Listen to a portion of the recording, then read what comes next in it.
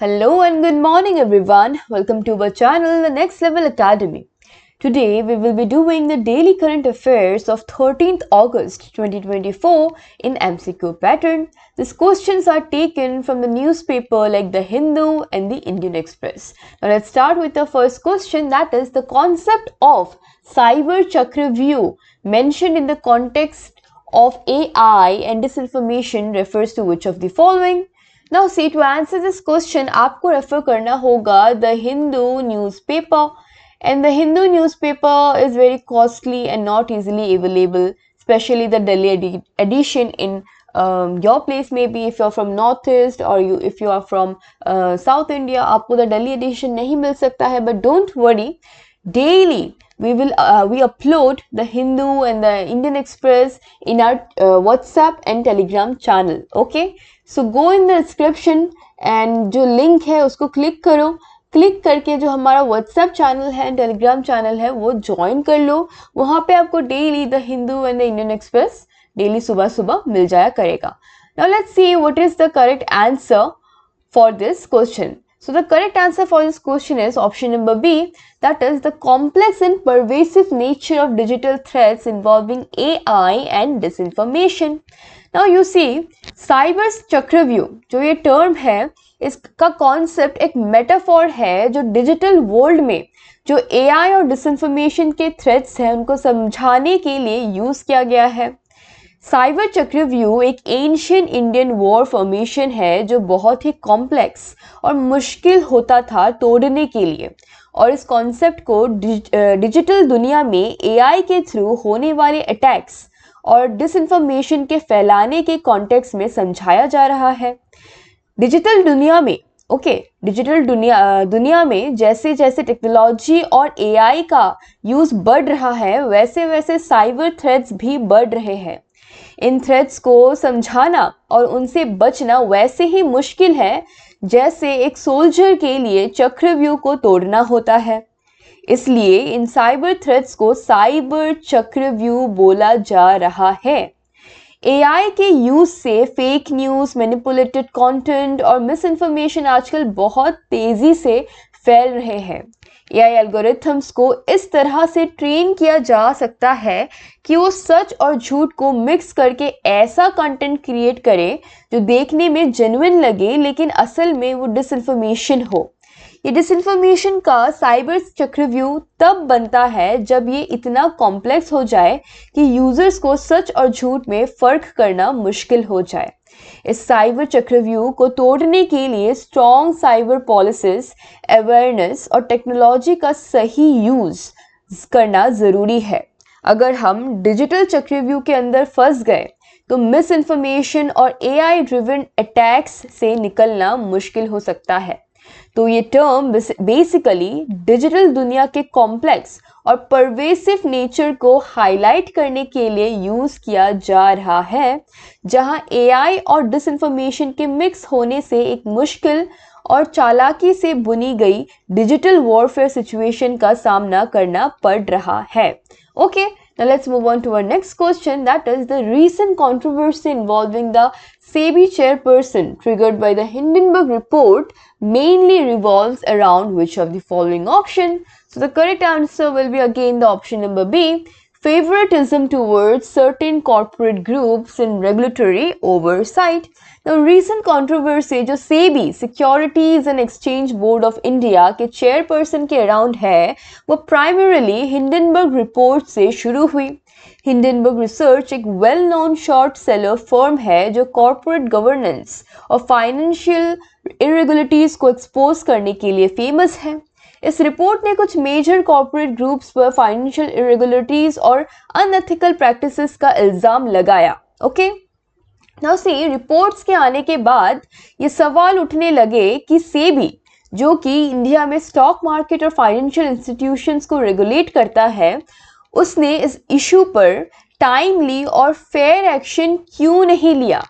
Controversy इसलिए और भी बढ़ गई क्योंकि कुछ लोगों का ये मानना है कि सेबी का रेगुलेटरी ओवरसाइट कुछ स्पेसिफिक कॉर्पोरेट ग्रुप्स के लिए बायस या फेवरिंग था. ओके, मतलब सेबी ने इन कॉर्पोरेट ग्रुप्स के फाइनेंशियल इरेगुलरिटीज को या तो नज़रअंदाज किया या फिर उन पर एक्शन लेने में धीमी रही। ये फेवरेटिज्म का एक्विजिशन सेबी के क्रेडिबिलिटी पर बड़ा सवाल उठाता है, क्योंकि सेबी का काम फेयर और अनबायस्ड तरीके से मार्केट को रेगुलेट करना है ताकि इन्वेस्टर का ट्रस्ट बना रहे। इस कंट्रोवर्सी के बाद लोगों में सेबी के रोल को लेकर काफ़ी कंसर्न्स है और डिमांड उठ रही है कि सेबी के ऊपर एक इंडिपेंडेंट इन्वेस्टिगेशन हो जिसमें ये देखा जाए कि क्या वाकई में कोई फेवरेटिज्म या बायस था इन कॉर्पोरेट ग्रुप्स के लिए। इस कॉन्टेक्स्ट में हिंडनबर्ग रिपोर्ट एक ट्रिगर पॉइंट बनी जो ये दिखाता है कि अगर रेगुलेटरी बॉडीज अपना काम अनबायस्ड और ट्रांसपेरेंट तरीके से नहीं करती है तो उससे मार्केट और इन्वेस्टर्स दोनों का नुकसान होता है। ओके, ये कंट्रोवर्सी सेबी के चेयरमैन पर भी सवाल उठाती है कि उन्होंने अपनी पोजीशन का सही तरीके से यूज किया या नहीं।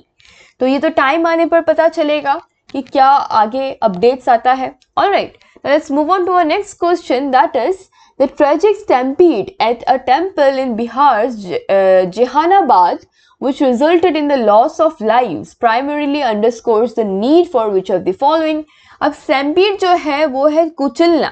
तो रिसेंटली कहाँ हुआ था? हथरास में, यूपी में हुआ था आई गेस, कि एक बाबा आए थे, उनको देखने के लिए भक्त गए और भक्त इतना हरकम दौरा भागी करने लगे कि स्टैम्पीड हो गया, लोग एक दूसरे के ऊपर कुचलने लग गए, गिर गए, है ना, बहुत सारी जान गई वहां पे। ऑल राइट, तो now you see what will be the correct answer. The correct answer will be option number B, that is strict enforcement of crowd control measures. All right, तो बिहार के जेहानाबाद में एक मंदिर में हुए ट्रेजिक स्टैम्पीड मतलब कुचल जाने पर, जिसमें कई लोगों की जान चली गई, ये इंसिडेंट एक बहुत इंपॉर्टेंट इशू को हाईलाइट करता है, that is strict enforcement of crowd control measures की ज़रूरत। इंडिया में रिलीजियस फेस्टिवल्स और इवेंट्स के दौरान मंदिरों और रिलीजियस साइट्स पर लोगों का बड़ी संख्या में इकट्ठा होना एक आम बात है, लेकिन जब इतनी बड़ी संख्या में लोग एक जगह पर इकट्ठा होते हैं तो वहाँ पर सेफ्टी और क्राउड मैनेजमेंट के स्ट्रॉन्ग मेजर्स होना बहुत ज़रूरी है। जेहानाबाद के इस इंसिडेंट में जहाँ पर मंदिर में ज़्यादा भीड़ हो गई, क्राउड कंट्रोल के प्रॉपर मेजर्स नहीं लिए गए थे, इसके वजह से लोग एक दूसरे के ऊपर गिर गए और अफरा तफरी मच गई जो बाद में स्टैम्पीड में बदल गई। ऐसे सिचुएशंस में अगर क्राउड कंट्रोल और मैनेजमेंट के स्ट्रिक्ट मेजर्स इन्फोर्स किए जाते, जैसे कि लोगों की एंट्री को रेगुलेट करना, प्रॉपर एग्जिट पॉइंट्स का होना और सिक्योरिटी पर्सनल का अलर्ट रहना, तो ये हादसा शायद अवॉइड किया जा सकता था। ये इंसिडेंट ये ज़रूरी मैसेज देता है कि ऐसे जगहों पर जहाँ पर लोगों का बड़ा जमावा होता है, वहाँ क्राउड कंट्रोल के लिए एक स्ट्रॉन्ग प्लान होना चाहिए। अथॉरिटीज़ को ये इंश्योर करना चाहिए कि कोई भी इवेंट या फेस्टिवल ऑर्गेनाइज होने से पहले प्रॉपर अरेंजमेंट्स किए जाए और इन रूल्स का स्ट्रिक्टली फॉलोअप हो। इसके बिना ऐसे ट्रैजिक इंसिडेंट्स के होने की संभावना लगातार बनी रहेगी, जिसमें लोगों की जान चली जाती है। रिसेंटली मैंने आपको बताया यूपी में भी, हथरास में भी ये हुआ, तो ऐसे ट्रैजिक इंसिडेंट्स होने की संभावना तो लगातार बनी रहेगी अगर ऐसे प्रिकॉशंस ना लिए जाए। तो ये हम सबके लिए एक वेकअप कॉल है कि सेफ्टी मेजर्स को लाइटली लेना गलत है और स्ट्रिक्ट एनफोर्समेंट और अवेयरनेस को बढ़ावा देना बहुत ज़रूरी है। Alright, now let's move on to our next question, that is, in the context of cybersecurity, AI driven disinformation is particularly dangerous because of it spreads false information rapidly, often making it indistinguishable from the truth। Now say cyber security के context में AI driven disinformation बहुत ही खतरनाक होती है, क्योंकि ये झूठी जानकारी को बहुत तेज़ी से फैलाती है और अक्सर उससे सच से अलग करना मुश्किल हो जाता है। AI एल्गोरिथम्स ऐसे रियलिस्टिक कंटेंट बना सकते हैं जो देखने में बिल्कुल असली लगे, इसलिए लोगों के लिए सच और झूठ में फ़र्क करना मुश्किल हो जाता है। ये डिसइंफॉर्मेशन सोशल मीडिया और ऑनलाइन प्लेटफॉर्म्स पर वायरल हो सकती है, ओके, जिससे लोग गलत सोच या फैसले लेने लगते हैं और इससे सोसाइटी में कंफ्यूजन और मिसट्रस्ट का माहौल बन सकता है। Now let's move on to our fifth question, that is the Hindenburg's reports allegations against the SEBI chairperson have led to which of the following political demands? So the correct answer will be option number A, that is the formation of Joint Parliamentary Committee JPC to investigate. Alright, so this is the correct answer. Now you see, Hindenburg report के allegations जो SEBI chairperson के खिलाफ लगे हैं, उन्होंने political circles में काफी हलचल मचा दी है। इसके चलते कुछ पॉलिटिकल पार्टीज ने डिमांड की है कि एक जॉइंट पार्लियामेंट्री कमेटी जेपीसी बनाई जाए जो इन एलिगेशंस की थॉरो इन्वेस्टिगेशन करे। ओके, जेपीसी बनाई जाए। जेपीसी का काम होगा कि वो अनबायस तरीके से एक्विजिशन लगी है को इन्वेस्टिगेट करे और पता लगाए कि सेबी ने अपने रेगुलेटरी रोल में कोई गलती की है या नहीं, और अगर की है तो उसके लिए जिम्मेदार कौन है। Now let's move on to our last question, that is the stampede at Bihar temple during a religious event highlights the critical need for which of the following? The correct answer will be the option number B, that is technology driven crowd management system. Now see, Bihar के मंदिर में religious event के दौरान जो stampede हुआ, उस incident ने ये दिखाया कि हमें technology driven crowd management systems की कितनी ज़रूरत है। ऐसे सिस्टम्स लोगों की संख्या को रियल टाइम मॉनिटर कर सकते हैं और भीड़ बढ़ने पर टाइमली अलर्ट्स दे सकते हैं। इससे क्राउड को इफेक्टिवली मैनेज करना और स्टैम्पीड जैसे हादसों को रोकना पॉसिबल हो सकता है। एडवांस टेक्नोलॉजीज जैसे सीसीटीवी मॉनिटरिंग, ड्रोन्स और AI based crowd control safety को इंश्योर करने में बहुत मददगार हो सकती है।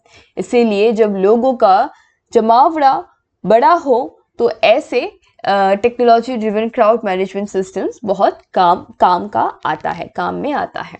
So that's it for today guys, today's newspaper analysis. So अगर आपको न्यूज़पेपर चाहिए तो ऑफ कोर्स जो हमारे डिस्क्रिप्शन में लिंक है टेलीग्राम एंड व्हाट्सएप का, तो वो आप ज्वाइन ज़रूर कीजिए। आपको वहाँ पे डेफिनेटली जो व्हाट्सएप में आपको न्यूज़पेपर का जो पीडीएफ है वो मिल जाएगा। साथ ही साथ और भी स्टडी मटेरियल्स आपको अवेलेबल करवा दिया जाएगा। Alright, so thank you for watching, God bless you, take care, bye.